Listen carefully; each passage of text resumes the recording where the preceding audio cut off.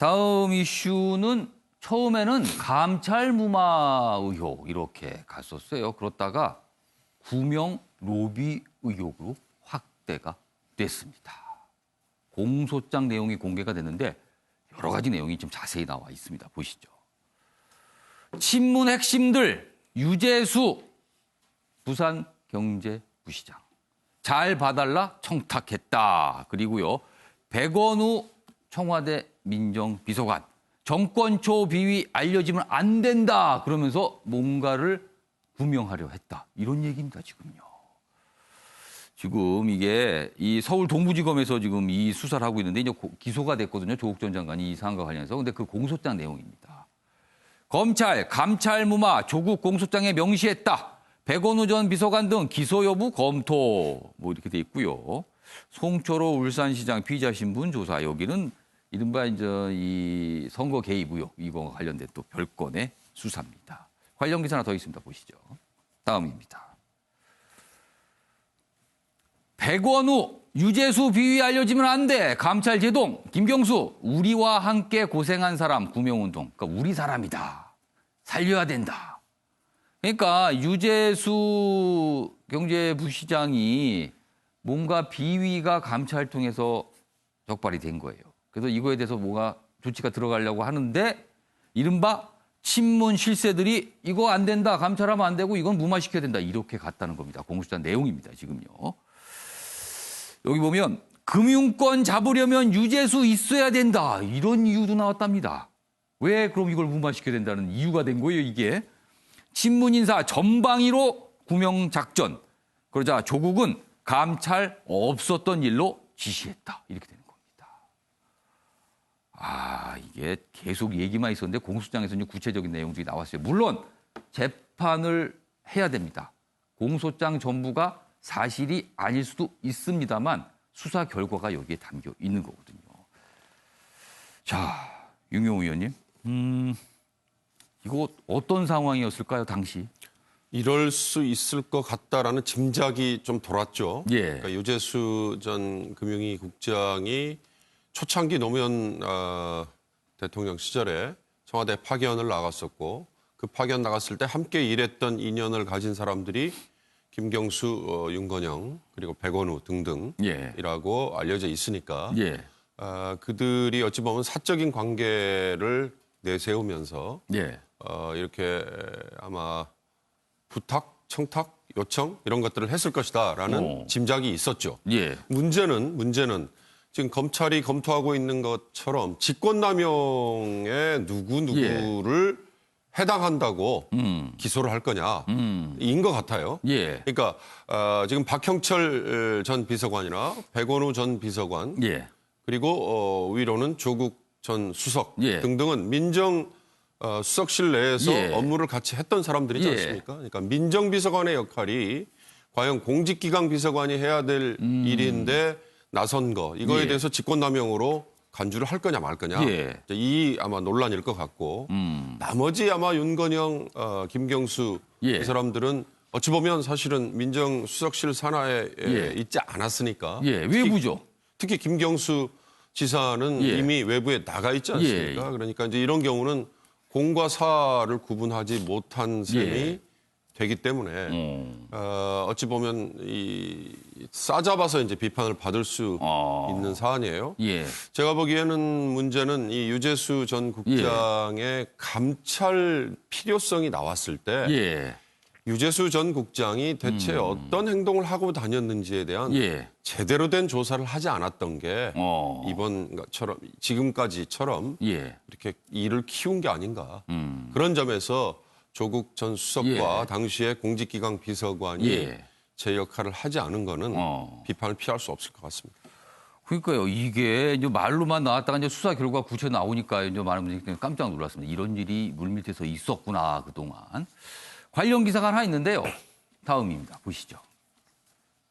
조국 무혐의 이런 얘기를 했던 심재철 대검 반부패 강력부장. 그동안 이 얘기 때문에 이른바 상가집 항명 그런 일이 벌어지고 뭐 들이받았다 막 이렇게 나온 거잖아요. 그런데 백원우 민정비서관 기소도 미뤘다 이렇게 됩니다. 그러니까 원래 이 감찰 무마 의혹과 관련해서 지금 조국 전 장관이 지난 17일 불구속 기소됐거든요. 그런데 백원우 민정비서관 관련해서 기소의회가 나왔었는데 결과도 기소가 지금 안 됐거든요. 근데 여기에 심재철 반부패 부장이 뭔가 얘기를 한 게 있다. 이런 얘기입니다, 지금요. 조국 무혐의 주장 같은 날 회의에서 조국과 공범 공소장 내용과 배치되는 얘기를 한 셈이 됐어요. 검찰 기소안에 결국 받아들여진 셈이 됐다. 이렇게 됩니다. 수사 맡은 검사들 대폭 물갈이 예상되고 있고요. 백원우 사법 처리 여부는 불투명한 상황이다. 이렇게 소개하고 있습니다. 이 얘기 오창석 평론가. 이게 좀 뭐가 계속 깊게 지금 가고 있는 분위기입니다, 사실요. 어떻게 보셨어요? 그 유재수 감찰 무마 사건 같은 경우는 사실은 이제는 작년이 됐지만 그 전부터 이미 국정감사장에서 조국 민정수석이 얘기했던 부분이고요. 그게 이제 작년부터 갑자기 다시 수면 위로 오르게 됐었는데 많은 사람들이 사실은 이제 조 전 장관에 대한 비리를 파헤치다 안 되니까 거기까지 올라갔다라고 예상을 하고 있습니다. 지금 마지막 기사도 보면은 결국은 심재철 대검 반부패 강력부장까지 간 셈인데 지금 이런 기사 내용을 보면 사실은 이제 심재철이라는 한 사람이 잘못된 사람이기 때문에 저 사람의 의견 자체가 다 이상하다. 전형적인 이제 메신저 공격 같은 느낌이 듭니다.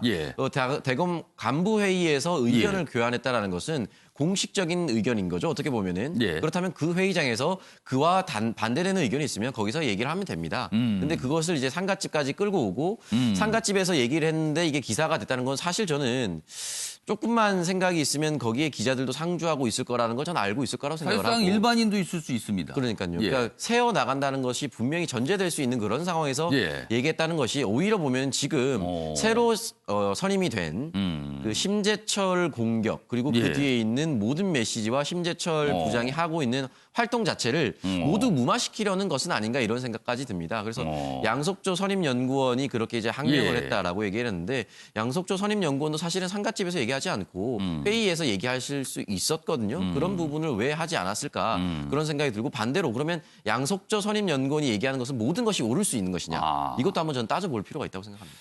자, 변호범 변호사는 오창석 평론가의 분석 어떻게 보셨어요? 뭐 그렇게 볼 수도 있었고 사실 검찰에서 공개적인 장소에서 그런 파열음이 나왔다는 거는 검찰 그 정도 연차되시는 분들은 어느 정도 이제 언론 플레이도 고려를 안 하시지 않았겠죠. 물론 그전 일리는 있을 수 있을 것 같습니다.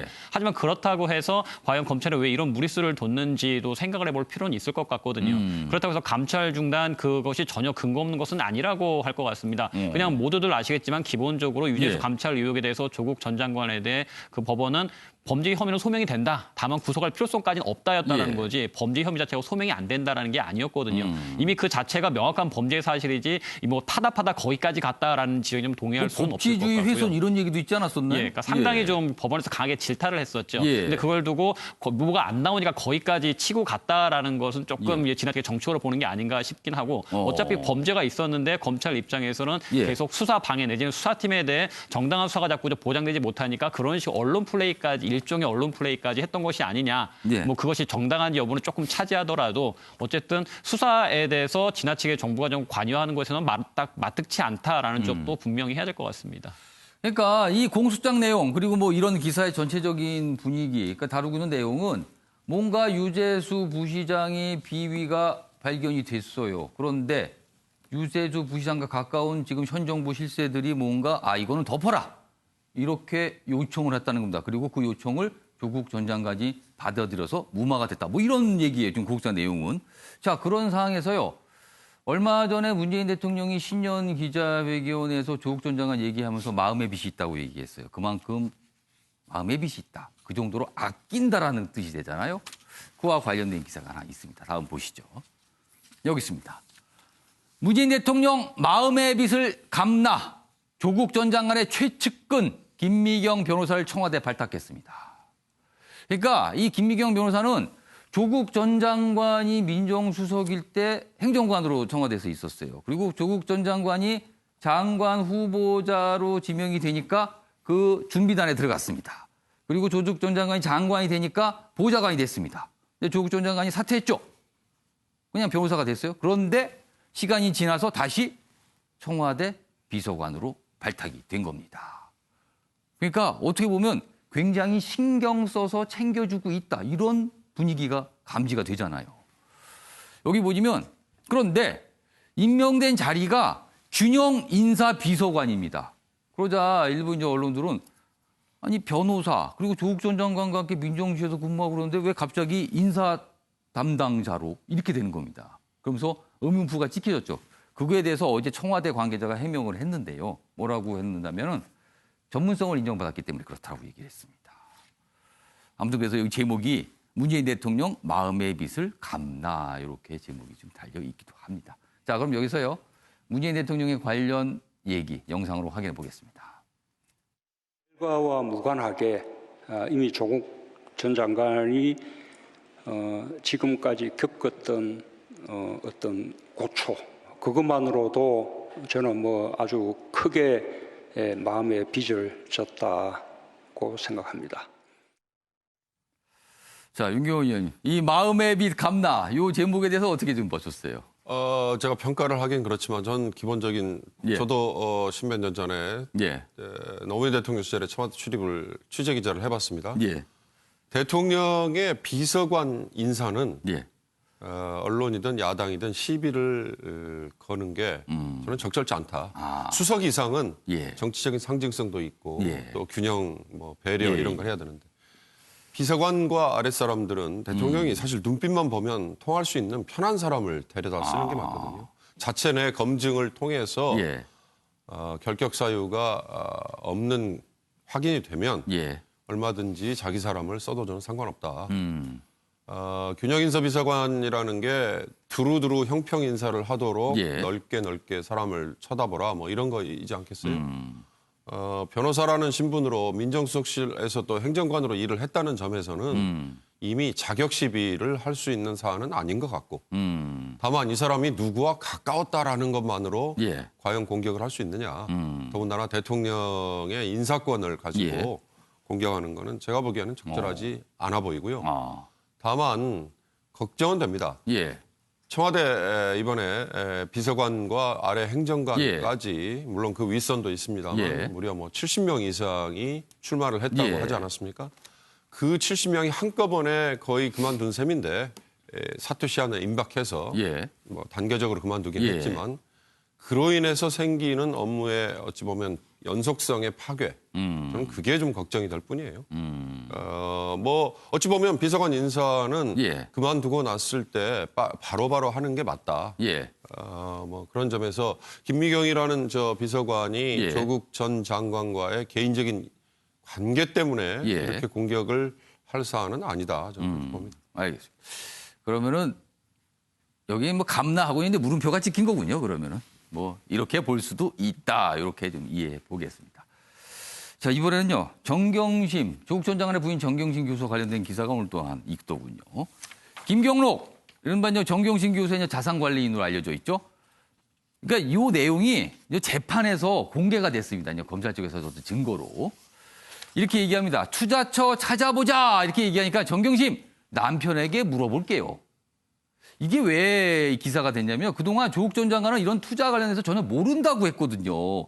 근데 이런 내용이 문자가 공개가 됐는데 남편에게 물어봤다는 거 아닙니까? 그럼 알고 있었다. 이거 아니냐. 이렇게 된 겁니다.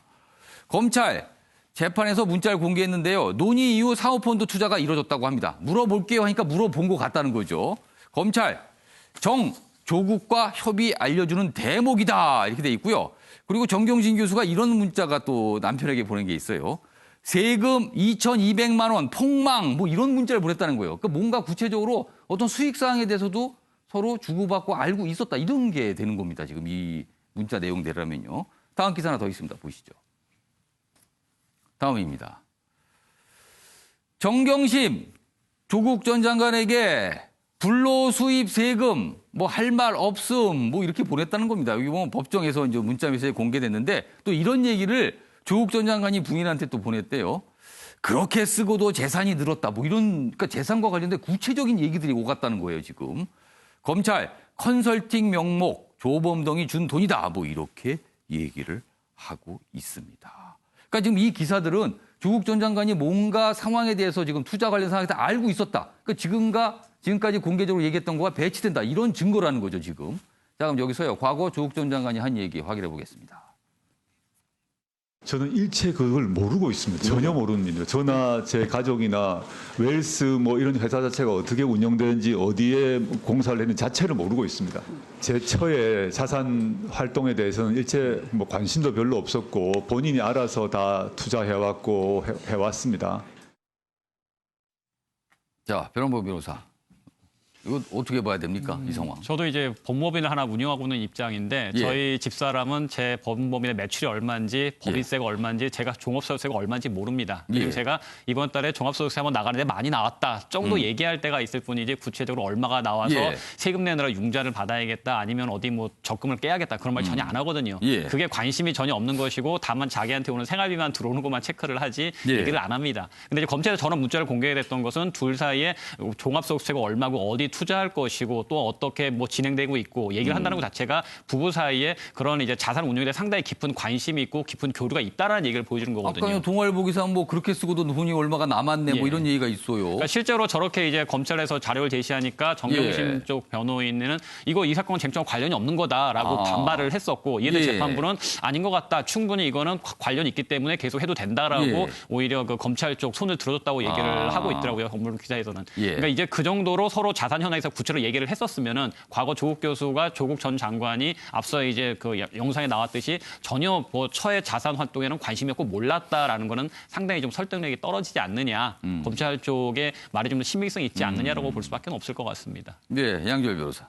결국 이제 저런 얘기들은 해석의 문제인데요. 예. 그러니까 마찬가지로 저도 이제 5월쯤에 종합소득세가 나오는 걸 다 예. 알고 있죠. 그리고 예. 올해 내가 얼마 정도 벌었으니까 얼마 정도 내겠다라는 예, 예. 그런 짐작을 하는데 보면 두 사람 일단 적용식에서 본인도 얼마가 나올지를 예상을 못하고 있었다라는 거에 조국 장관 엄청 거액이 내라고 놀랍니다. 그러니까 기본적으로 모르고 있다는 반증이 될 수도 있는 거예요. 그러니까 아이고 융자 받아야겠다니까 같이 뭐 눈물 흘린 이모티콘 보내는 예. 정도면 아내가 조국 전 장관의 그때면 정경심 교수 측에서 정 예. 교수 본인의 자산을 가지고 주로 관리를 했고 나는 투자를 하는데 별로 잘 모른다라고 했는데 소득이 얼마인지도 모르고 있으니까 소득세가 얼마 나오는지도 몰랐다는 얘기도 될 수 있는 거거든요. 그러니까 결국 저런 것들은 이제 상황에 대한 뭐 해석의 문제, 시각의 문제인 거지 저걸 가지고 벌써 결정적이다. 예. 그리고 두 번째 민정수석 취임이요. 백지시 나갈 수 있는 투자자 찾아보라고 김경록 PB가 얘기하는데 이게 사단이 벌어진 건 그거잖아요. 김경록 PB가 예. 해라고 한 투자처가 아니라 이제 정경심 교수가 가까운 사람을 찾는 예. 답시고 오촌 조카에게 가서 돈을 맡기면서 사단이 벌어진 거 아니에요. 그러니까 결국 이것도 아직은 뭐 검찰 시각과 이게 배치되는 상황인 거죠. 그러니까 재판정에서 공개됐는데 이제 재판정이 이거를 어느 정도 비중을 두고 받아들일 것이냐 이게 남은 거예요. 아무튼 뭐 이렇게 오늘 언론에 요 내용들이 좀 뭔가 배치가 된다 이런 취지로 좀 소개가 되고 있습니다. 자, 북한 얘기 좀 간단하게 해보겠습니다. 다음 기사 보시죠. 지금 문재인 대통령이 얼마 전 북한 개별 관광 얘기를 했죠. 그 가능성에 대해서. 그러다 통일부가 어제 몇 가지를 내놨습니다. 금강산과 개성 개별 관광 추진한다. 공식화했습니다. 여기 보시면 공식화 내용이 3가지가 있어요. 일단 개성 금강산 방문, 개별 방문 요 얘기가 있고요. 제3국 여행사를 통해서 평약, 갈마, 삼지연 등을 관광하는 방법. 그리고 제3국 여행사의 외국인 남북 관광 프로그램 운영에 관한 부분이 있습니다. 요 3가지 발표했는데 아무튼 북한에 대한 개별 관광이 구체화된 겁니다. 어떤 청사진하고 볼 수도 있겠죠. 자, 이런 얘기가 있는데요. 자, 그럼요. 이 주제와 관련해서요. 지금부터 2개의 신문기사 짧게 비교해 보도록 하겠습니다. 주제는 같아도 내용은 다르다. 신문 대 신문입니다.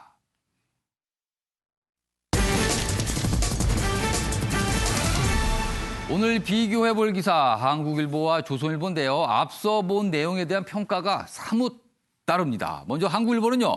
북한 개별 관광. 지금 굉장히 어렵잖아요. 남북관계나 미국과 북한 관계. 돌파구 찾을 창의적 해법이다. 이런 평가가 있고요. 반면에 조선일보는요. 북한은 호응도 않는데 북한 관광 밀어붙이기다. 이렇게 또 혹평을 내놨습니다. 그럼 각각 기사 보겠습니다. 첫 번째 한국일보 기사입니다. 정부, 북한 공들인 양덕 삼지연 관광카드로 호응 유도한다. 여기 보면 남북관계 돌파구의 창의적 해법이라 볼 수 있다. 북미관계 새로운 길 선언한 북한, 통미로 방향 틀지 미지수다. 그리고 국민들의 우호적 여론도 중요하다.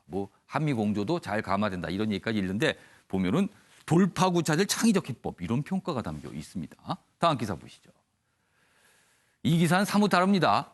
북한은 호응도 않는데 통일부 북한 비자 받고 중국 여행사 이용하면 된다 이렇게 얘기한다는 겁니다. 정부는 중국 업체가 북한 관광 상품 만들고 안전교육도 시킬 거라 예측한다. 그러나 전문가들은 제3국이 지켜줄 테니 목숨 걸고 오지 탐험하라는 거냐.